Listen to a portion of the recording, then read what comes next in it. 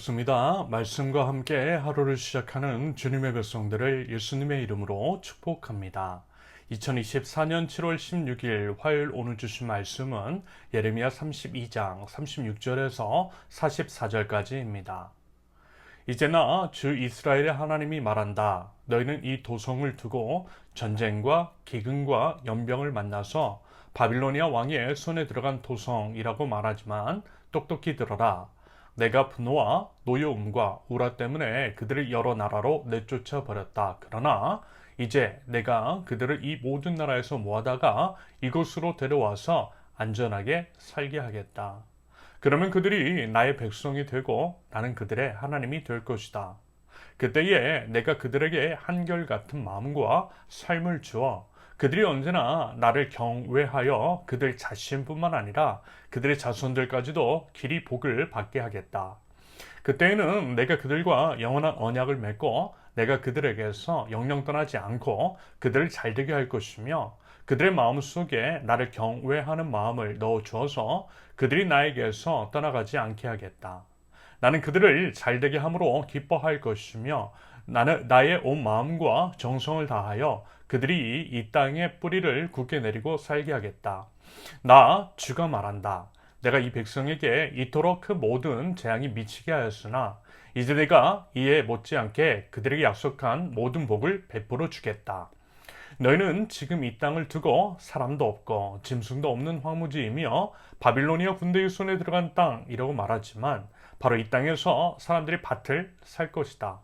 앞으로는 베냐민 땅에서만 아니라 예루살렘의 사방과 유다의 성읍들과 산간 지역의 성읍들과 평지의 성읍들과 남쪽의 성읍들에서도 사람들이 돈을 주고 밭을 사서 매매 계약서를 쓰고 봉인하고 증인들을 세울 것이다. 포로로 잡혀간 사람들을 내가 돌아오게 할 것이기 때문이다. 나 주의 말이다. 아멘. 토요일부터 계속 이어지는 말씀이고 그제 예레미야가 하나님께 기도로서 여쭈었던 것에 대한 하나님의 답변입니다. 먼저요 이렇게 말씀을 드렸어요.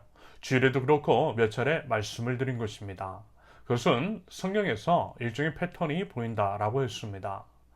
사람과 사건, 시대와 지역은 달라도요 결국에는 같은 이야기의 반복이라고 그랬어요. 그 내용이 계속되더라고 했습니다. 그러면서 이제 성경이 드러나는 한 가지 패턴이 이런 것이라고 했어요. 하나님은 어떤 심판과 징계를 내리실 때에 그것만이 아니라 어때요? 회개와 회복의 메시지도 함께 주시더라고 했죠. 그것의 이제 시작이 아담과 하와의 선악과 범죄, 에덴 동산에서부터였다라고 말씀을 드렸습니다. 아담과 하와가 범죄하였을 때 하나님은 그들과 약속하셨던 대로 그들을 징계하시고 심판을 내리십니다. 하지만 그와 동시에 그들의 회복을 약속하셨죠. 예수 그리스도를 통한 구원의 약속, 소위 원시복음이라고 하는 창세기 3장 15조를 통해 그 약속을 해주셨습니다. 그것을 통해 하나님의 본심은 심판과 징계가 아니라 우리의 회개와 회복에 있다라고 했고요. 하나님은 사랑이심을, 변함없는 사랑을 베푸시는 아버지 하나님이심을 분명하게 드러내시더라고 했습니다. 이와 같은 패턴은 성경에서 계속 드러나고 있고요. 마찬가지로 우리의 삶 속에서도 경험하고 있는 내용입니다. 그래서 뭐라고 말씀을 드렸죠?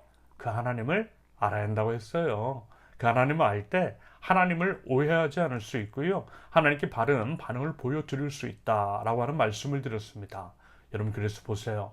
예레미야가 하나님께 기도로서 그 이유, 즉 나라가 망한다 하셨고 또 그렇게 선포하라 하셨으면서 아나돗에 있는 토지를 매매하라고 하셨던 이유가 무엇인지를 하나님께 여쭈었을 때 이에 대한 본론적인 질문을 드리기 전에 길게 예를 들어 하나님은 어떤 분이시고 왜 유다에 대해 심판을 하셨는지 등등에 대해서 먼저 말씀을 드렸던 것처럼 하나님께서도요 똑같은 방식으로 어제 이제 월요일의 본문에서도 먼저 그 부분부터 지적하셨습니다.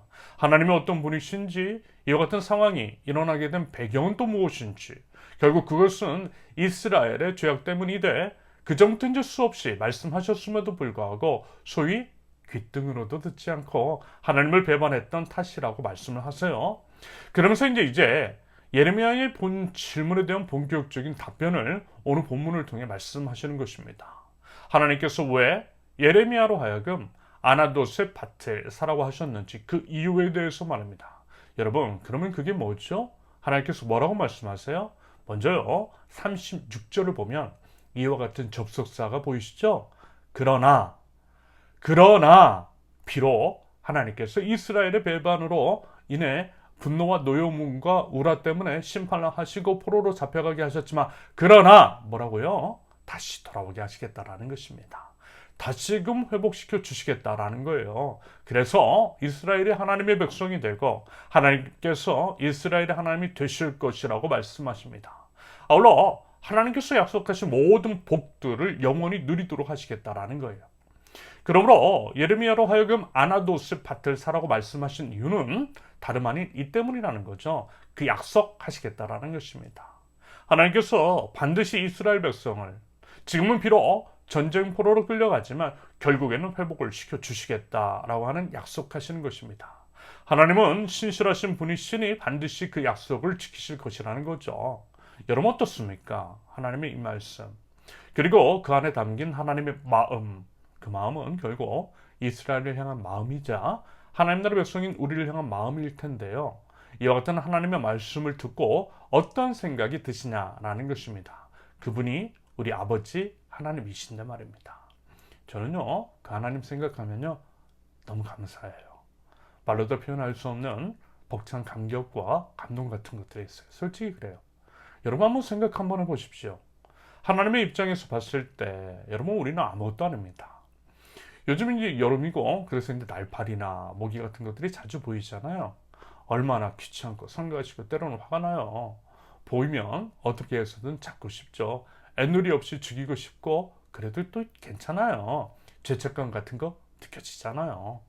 말하자면 우리가 그 모기라든지 날파리 같은 존재만도 못하잖아요.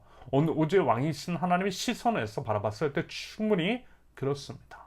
그런데 그 하나님께서 대체 뭐가 예쁘다고? 하나님, 우리 없이도 너무나 잘 살고 계시는 분, 완전하신 하나님이신데 그런 우리를 변함없이 사랑하시고 끊임없이 우리에게 기회를 주시더냐라는 것입니다. 심지어는 어때요? 자기 생명까지 주셨잖아요. 여러분, 이게 대체 말이나 되는 이야기입니까? 우리가 설마 모기 때문에 우리 생명을 버리겠느냐라는 거예요. 차라리 모기를 잡아 죽이고 말죠.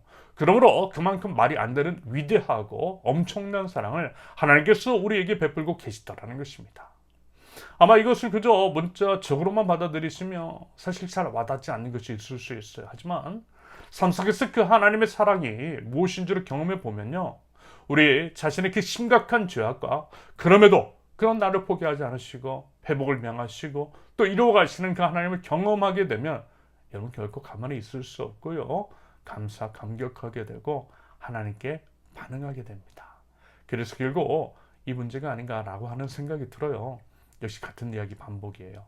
하나님을 알아야 된다는 거예요. 머리를 넘어 팔과 다리로 모든 삶으로 하나님을 알아야 되는 겁니다. 하나님을 알 때 하나님께 바른 반응을 보일 수 있는 것 같아요. 저도 사실 그랬어요. 하나님을 삶 속에서 찐하게 경험하고 나니 하나님의 그 사랑, 나의 어떠함에도 불구하고 끝까지 책임져 주시고 미리 앞서 회복을 이루시는 우리 주님을 경험하고 나니까요, 변화가 되더라고요. 하나님께 은혜를 받으니까 변화가 되더라고요.